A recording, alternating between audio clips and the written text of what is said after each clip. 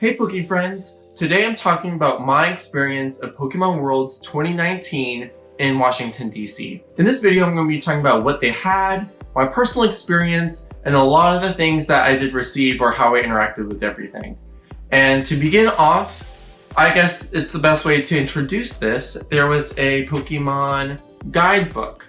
So it's an explorer's guide. Their theme is about explorers, mainly because Washington, D.C. has a lot of museums, and it's notorious for their dinosaur museums. So in the theme of museums and dinosaurs, all the Pokemon were based off of explorers. So you got your little explorer's guide and you essentially filled out the stamps. So the first one was the Pokemon Center. Downstairs on the main floor, you didn't have to buy badges to get in. You could just walk into the Pokemon Center and there was so many things. Like there was Explorer Pikachu, Explorer Eevee, I got Explorer Piplup. Ta-da! Explorer Piplup. So cute. Love Explorer Piplup. They also had a lot of exclusive merchandise specifically for Washington, D.C. Not only just the stuffed animals, but also the t-shirts, some card mats, card sleeves. I bought a couple of those. And along with that, they had a lot of the merchandise you could also buy from the Pokemon Center, either online, in your local regional stores, or the Nintendo New York City store. The second one that they had was the Pokemon Theater for Detective Pikachu. During certain times of the day, they were airing Detective Pikachu for people to watch.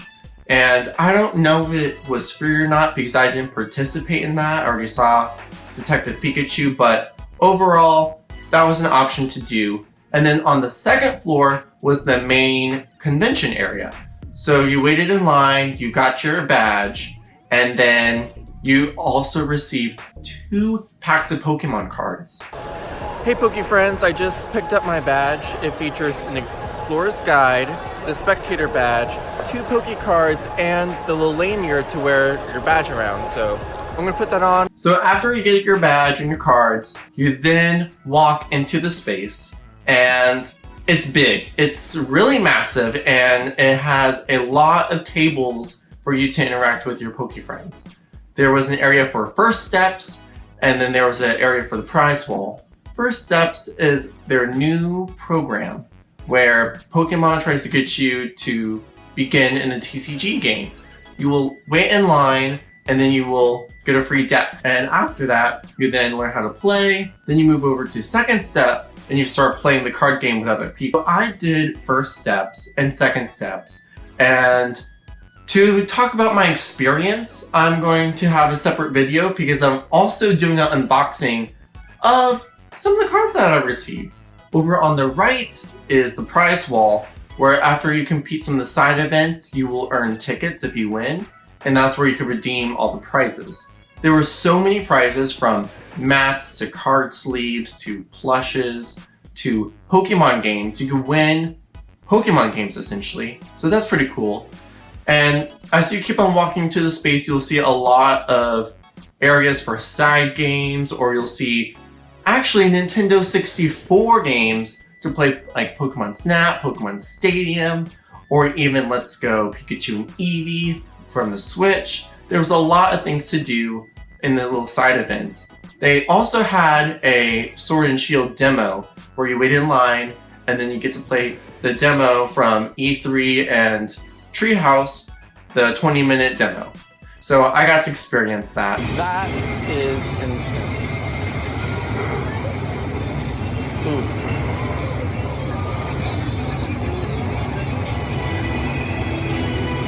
Oh wow. We're gonna do Max Steel Pipe.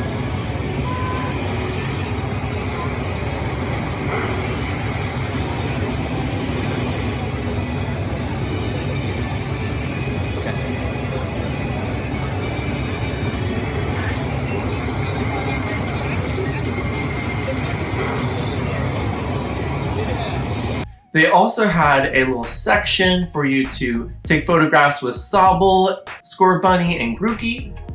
I also received free pins. after you do the 20-minute demo of Pokemon Sword and Shield, you get free Pokemon pins. So I'll definitely be finding a jacket here and putting them on. They also had Pokemon Masters as well next to Sword and Shield demo, but I didn't do that because we're going to get Pokemon Masters soon, so I'm like, I'll just play when it's there. Plus a lot of YouTubers already downloading the game way in advance and playing that, so I'm like, okay, we already have that content, I already know what it's about, I'm good. The rest of it was a lot of tables where you get to show off your cards or trade cards, or you could play games, things like that. It was a very big space for everyone to play. Additionally, they had a lot of side events. One of the side events that we had was Booster Pods. Booster Pods was where you get to get a pack of Pokemon cards. You pay $5 to get in, but the pack is $5, so it evens out. Whatever pack you have, that's what you use to play. And then you do a sudden death with 10 cards as your deck, and whoever beats the other person's Pokemon is the champion. And that's pretty fun. You get to just be spontaneous and meet people and converse, and it was really great. And then the whole community was really open. Like, you could just approach anyone and be like, hi, I'm this person and my favorite Pokemon is XYZ. Or you could say you like Pokemon XY, and bam, people will instantly want to start talking to you. You get to just talk to anyone about Pokemon, about anything, and it was such a community. I never experienced such a big admiration of Pokemon until Pokemon Worlds. It was really fun. There was a lot of people that were either in cosplay or they were wearing their Pokemon merch, and it was such a sense of community. Yeah, so then the last part of the book is the prize wall and then first steps, which were right in the front of the conference. And then on the back of the guide, you also get stamps for times that you were there for each day. So from Friday, Saturday, Sunday in the AM, or Friday, Saturday, Sunday in the PM, which is pretty cool.